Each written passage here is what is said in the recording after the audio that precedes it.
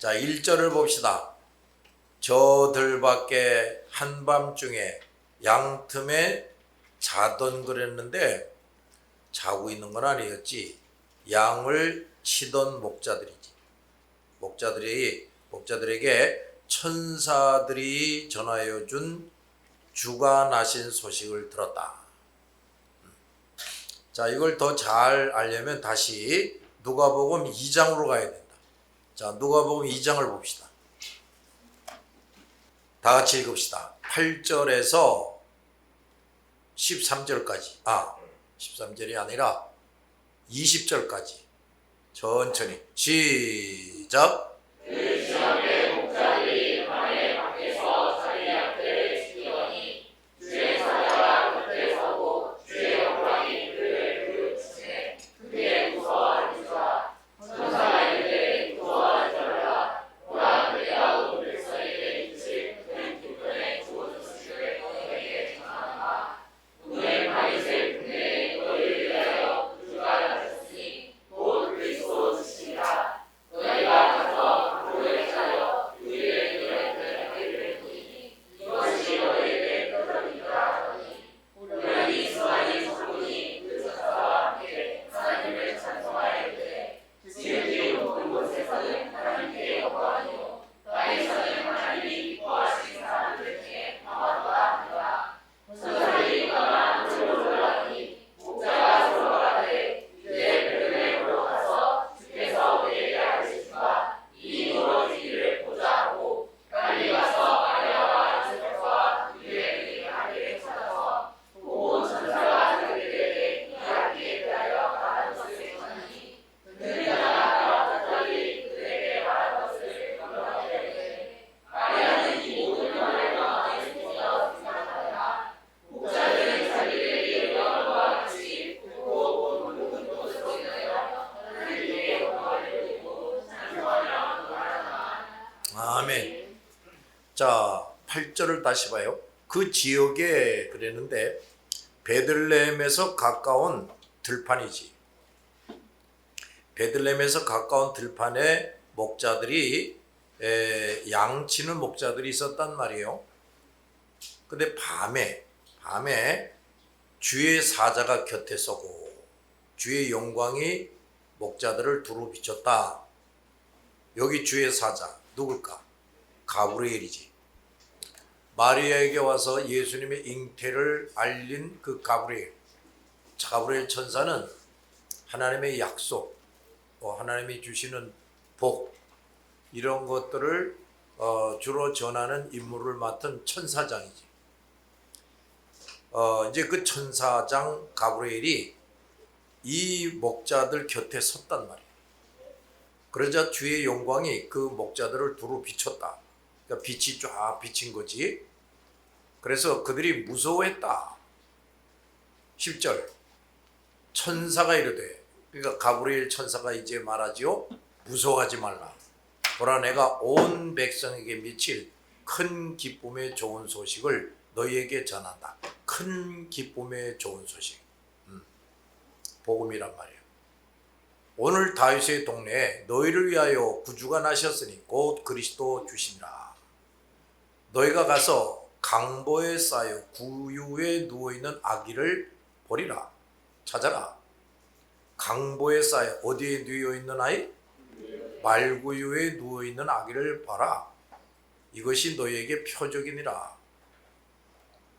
그러자 또 13절에 호련히 수많은 천군 천사들이 그 천사와 함께 하나님을 찬송하더라. 무슨 내용이냐? 지극히 높은 곳에서는 하나님께 영광이요 땅에서는 하나님이 기뻐하시는 사람들 중에 평화로다. 여기 중요한 것은 하나님이 기뻐하시는 사람들 중에 평화다 그랬어. 세상 모든 사람이 아니라 하나님이 선택하시고 예수 믿고 구원 얻게 하실 사람들이죠. 그들에게 진정한 평화가 이제 왔다. 15절 천사들이 떠나 하늘로 올라갔다. 그리고 목자들이 서로 말하되 이제 베들레헴으로 가서 주께서 우리에게 알리신 바 이 이루어진 일을 보자 하고 베들레헴으로 가서 그랬죠? 이걸 보면 이 천사가 그 앞에 말은 없지만 베들레헴에 가면 강보에 쌓여 말구유에 누워있는 아기를 너희들이 보게 될 것이다 하고 일러준 거죠. 그래서 베들레헴으로 갔단 말이에요. 그리고 주께서 우리에게 알리신 바 이루어진 일을 보자 하고 16절 빨리 가서 마리아와 요셉과 구유에 누인 아기를 찾았다. 그리고 보고 천사가 자기들에게 이 아기에 대하여 말한 것을 전해줬다. 18절에 보니까 듣는 자가 다 목자들이 그들에게 말한 것을 놀랍게 여기되 그랬죠. 그러니까 마리아와 요셉만이 아니라 다른 사람들이 거기 또 있었다는 얘기야. 그들이 다 목자들이 그들에게 말한 것을 듣고 놀랍게 여겼다. 근데 마리아는 그 모든 말을 마음에 새겼다. 20절 목자들은 자기들에게 이르던 바와 같이 듣고 본 그 모든 것으로 인하여 하나님께 영광을 돌리고 찬송하며 돌아갔다 그랬죠.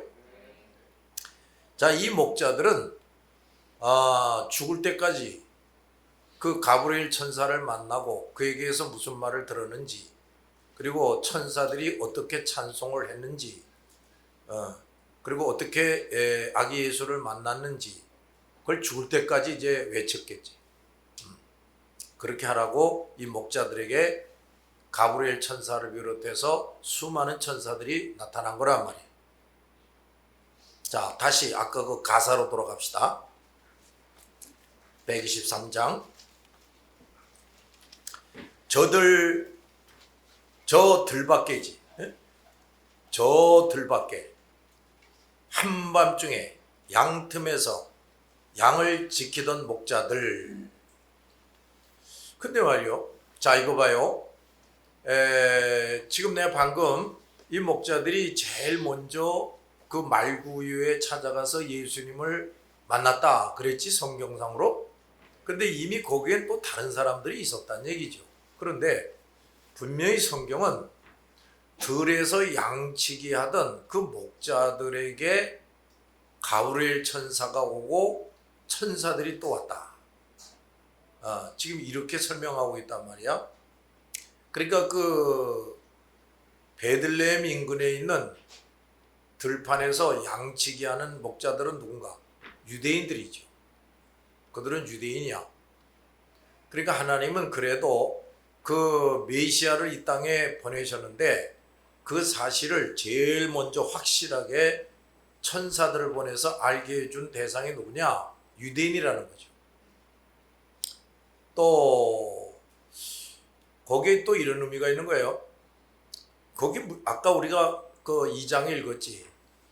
자기 양을 지키던 목자들 그랬지. 그렇지? 그러니까 지금 그 양을 치는 목자들에게 제일 먼저 천사를 보내서 메시아의 탄생을 알렸다. 이제 그 말은 이제 예수를 만나는 사람들은 그들이 곧 예수가 기르는 양이 되는 거야. 예수가 지키는 양이 되는 거야. 또 그들 자신이 또 다른 양들을 지켜주는 사람이 돼야 돼. 응? 자, 베드로야, 너 날 사랑하느냐? 아이고, 주님이 아시지 않습니까? 내 양을 치라. 또다시 베드로야, 너 나를 사랑하느냐? 아유, 왜 자꾸 물으십니까? 아시지 않습니까? 내 양을 먹이라. 세 번째, 베드로야, 너 나를 사랑하느냐? 베드로가 얼마나 이상하게 여겼겠냐? 근데 또 예수님은 내 양을 치라. 똑같은 말씀을 하고 계시는 거지. 예? 그러니까 예수 그리스도를 믿고 구원받은 사람들은 다 예수의 증인이 되어야 될 뿐 아니라 그 예수로 말미암아 구원 얻는 사람들의 목자가 되어야 된다 이 말이야. 누구의 명에 따라서? 예수님의 명에 따라서. 알았지요? 자, 이제 그런 걸 처음부터 하나님이 일깨워 주시는 거지. 그 다음에 이제 2절부터는 동방에 있는 박사. 지금 우리 성경은 박사라고 이렇게 번역이 되어 있는데 지혜자들이죠. 응? 와이즈맨, 영어로는 와이즈맨 이렇게 나와. 지혜 있는 자들이다. 야. 지식이 있고 지혜 있는 자들이다. 근데 그 사람들이 그 먼 페르시아 지역에서부터 베들레헴까지 오는데 그냥 빈손 들고 오는 것도 아니고 그 당시 가장 값진 예물들을 가지고 왔다. 그 예물이 뭐지요? 황금과 유향과 모략. 그건 또 뭐냐? 최고의 권위자에게 예를 바치는 거죠. 근데 그것도 희한한 게 그 동방의 박사들은 뭐냐? 유대인이 아니고 이방인이죠. 그들은 여호와 하나님을 몰라요. 여호와 하나님을 섬기는 자들이 아니라고. 그리고 뭘 섬겼겠나? 우상이나 섬겼지. 근데 이 사람들이 그 천문학자들이었다고. 그 왜 그들의 와이즈맨이냐? 그 옛날엔 말이에요. 그 별들의 위치와 변화를 보면서 놀라운 사실을 예언하기도 해요. 그 점성가라는 말을 또 쓰기도 하는데 그 사람들이 별을 연구하면서 홍수가 올 때가 언제인지, 가뭄이 올 때가 언제인지, 또 왕이 될 사람이 어디에 태어날 건지, 어느 나라가 흥하고 어느 나라가 망할지, 이런 거를 예언할 수가 있었어요. 근데 그 참 하나님은 그 별자리와 그 이동을 통해서 지혜로운 자들로 하여금 그 하나님의 섭리 중에 어떠한 것들을 알 수 있게 해주셨다는 얘기예요. 그 점성가들을 하나님이 그래도 우상숭배의 세계지만 곳곳에 있게 하셔가지고 그 불신자 우상숭배자들이지만 가급적 재앙을 그래도 피할 수 있도록 여지를 주셨어. 이제 그러다가 이제 예수님이 탄생할 때는 가장 지혜가 있는 천문학자들이지. 그게 페르시아에 있는 이 세 사람이란 말이야. 이 세 사람에게 특별한 별이 나타나 보이게 한 거예요. 특별한 별이 나타나 보였다. 자, 그럼 이제 2절부터 우선 여기 가사를 좀 보자고. 저 동방에 별 하나가 이상한 빛을 비추어 그랬지? 이 땅 위에 큰 영광이 나타날 징조를 보였다 그랬지? 그러니까 이제 그 아주 특이한 별을 봤는데 여태까지는 그 점성가들이 그런 별을 본 적이 없어요. 근데 그런 별은 그야말로 인류 역사상에 최고의 위대한 인물이 나타나는 거다 하는 걸 이 사람들이 알고 있었다는 얘기야. 하나님이 그렇게 알려줬다는 얘기예요. 천사를 보내서 알려준 게 아니고. 잘 듣고 있냐? 그 다음에 3절 봐요. 그 한 별이 베들레헴을 향하여 바로 가더라. 박사들이 그 이상한 별을 봤는데 갑자기 별이 움직여. 근데 어느 쪽으로 가느냐? 베들레헴 쪽으로 향해서 갔다 이거야. 근데 박사들이 처음에 그 별을 보고 저 별이 어디로 가는 거지? 어쨌든 한쪽으로 가네. 그렇게만 알았지. 베들레헴으로 가는 줄은 몰랐죠. 근데 하나님이 베들레헴으로 향하게 했다 이 말이야. 그래서 베들레헴으로 향하여 가더라. 그리고 아기 예수 누우신 집 그 위에 오자 멈춰 섰다. 내가 이거 전에 그림을 통해서도 내가 설명을 해줬죠?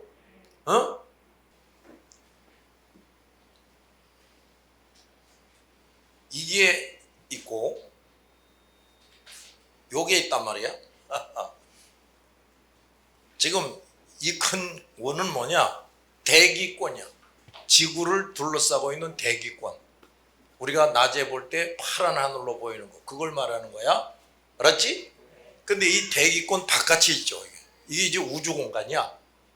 우주 공간이란 말이야. 근데 여기 지구란 말이야, 이게. 그런데 이 지구 한쪽에 베들레헴이 있는 거예요. 베들레헴이 잘 보고 있지? 근데 이 동방의 박사가 말이야. 이제 이쯤에 있는 어떤 이 박사들이, 지혜자들이 무슨 특별한 별을 본 거야.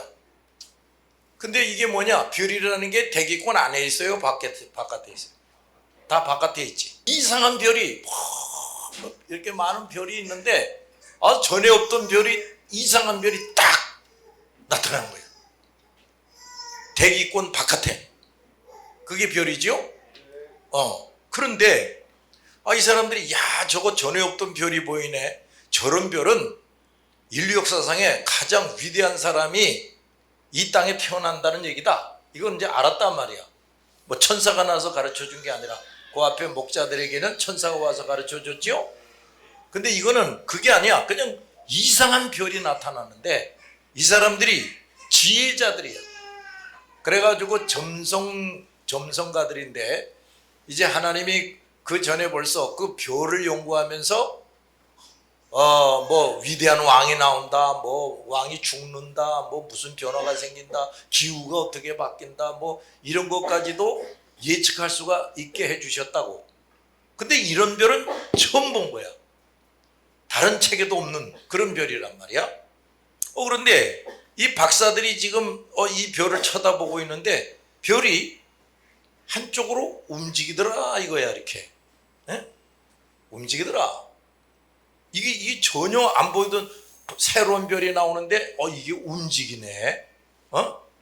근데 지금 성경에는 베들레헴으로, 여기가 베들레헴인데 베들레헴으로 향하여 가더라 그랬는데 그 높고 높은 하늘에 있는 별이 한쪽으로 움직이지만 그게 베들레헴으로 가는지는 전혀 알 수가 없지요. 한쪽으로 하여튼 움직이는 것만 알 수가 있지. 그렇지? 그래서 어쨌든 그 페르시아 쪽에서 봤다면은 베들레헴 쪽으로 간다 그러면 서남쪽으로 별이 이렇게 움직이는 걸 본 거지. 여기가 페르시아다. 그러니까 여기가 이스라엘이에요. 그러면 이제 별이 베들레헴 쪽으로 향해서 갔다 그러면은 동서남북을 이렇게 그리면 이게 서고 남이지. 그 서남 쪽으로 향하는 걸로 보이는 거지. 이스라엘 쪽으로. 알았냐? 그런데 말이에요. 그런데 이제 우리 그림에 이제 그 박사들이 낙타를 타고 오는 모습으로 나오지. 낙타를 탔는지 당나귀를 탔는지 아이가 뭘 타고, 그리고 이제 저 위대한 인물을 만나러 가자. 분명히 탄생했는데 어디에 누군지 만나러 가자. 이래가지고 이제 가는 거야. 근데 이 페르시아 쪽에서 이 이스라엘 쪽에는 상당히 거리가 멀어요. 상당히 거리가 멀다고. 그러면 예를 들어서 낙타를 타고 여기 온다고 할지라도 한 달은 걸린다. 보통 빨리 와도 한 달은 걸린다.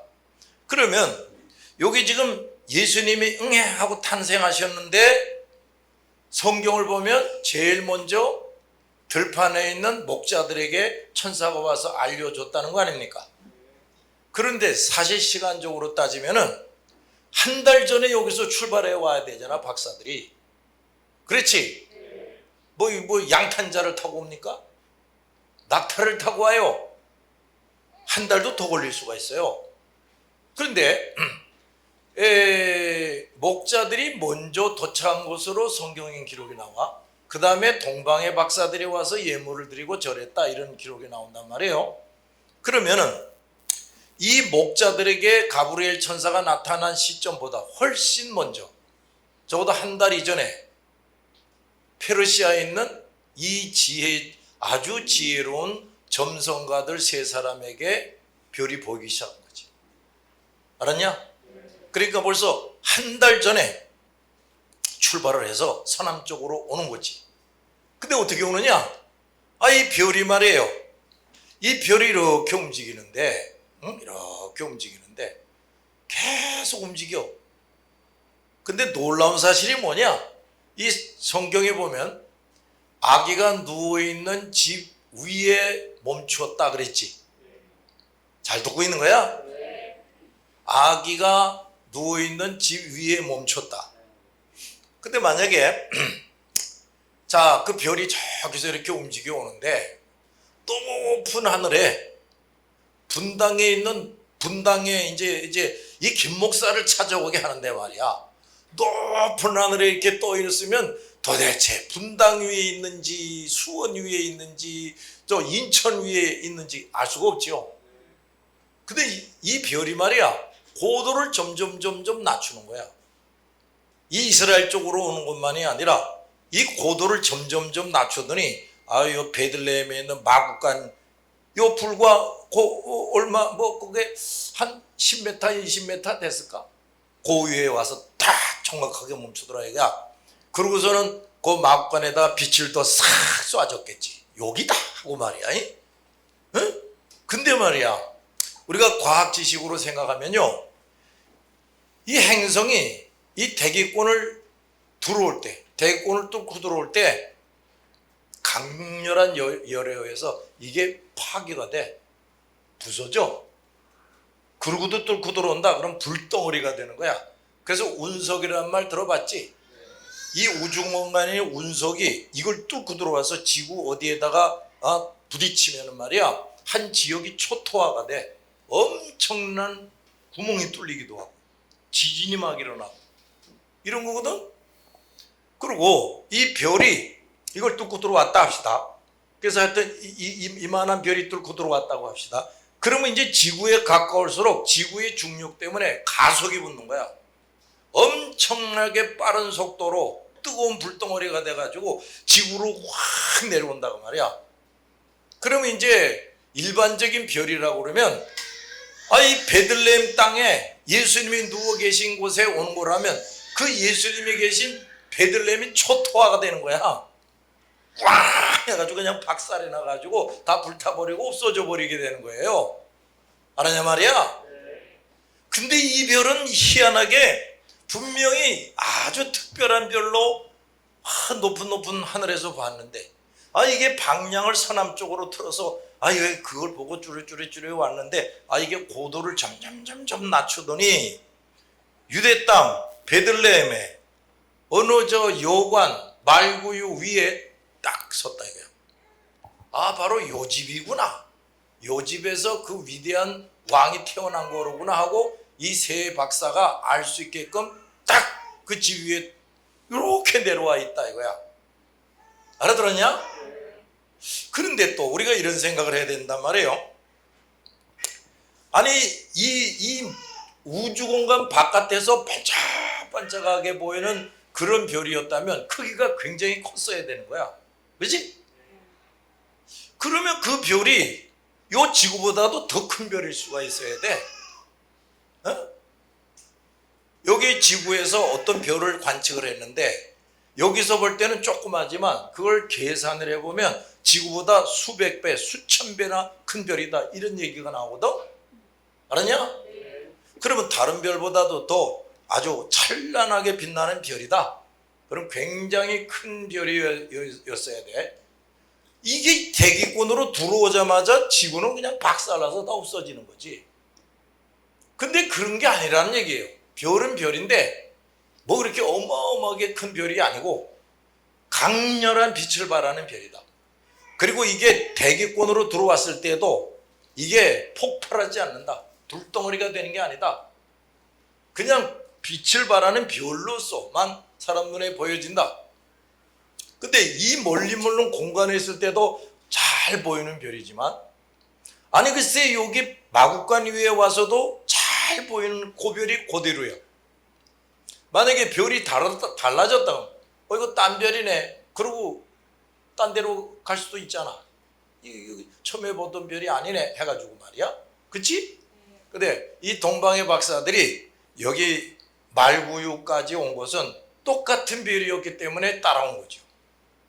그러니까 도대체 이거는 일반 자연 법칙을 완전히 뛰어넘는 그런 별이 나타나고 움직였다 이런 얘기야. 알았냐? 그야말로 지금 여기 우주공간에는 수많은 별들과 전혀 성격이 다른 특별한 별이 갑자기 나타나고 이 대기권을 뚫고 들어올 때도 뭐 폭발이 안 일어나고 이게 이제 지구에 가까울수록 가속도를 붙어서 꽝 하고 부딪혀가지고 지구가 박살이 나야 되는데 그런 것도 아니었다 이런 얘기지. 알았냐 말이야? 우리가 이렇게 이걸 생각할 줄 알아야 되는 거예요. 그러니까 말이야, 인류 역사상에 메시아 탄생을 알리는 이런 아주 놀랍고 특이한 일이 있었다 이런 얘기예요. 과거에도 뭐 점성가들이 볼 때 뭐 위대한 영웅이 태어나고 그러면 특별한 별이 나타났다. 그러면 그 별이 뭐 어디를 향해서 움직였다. 어느 집 위에 딱 와서 멈췄다. 그런 거는 없거든. 네? 근데 이 예수님이 탄생한 것을 이방인 우상숭배자들에게 알릴 때는 이런 아주 초과학적인 아주 특이한 이런 별이 나타나서 예수님의 탄생을 알려주셨다 이런 얘기예요. 그 유대인인 목자들에게도 천사들이 나타났다. 이것도 아주 초자연적인 역사지. 그렇지?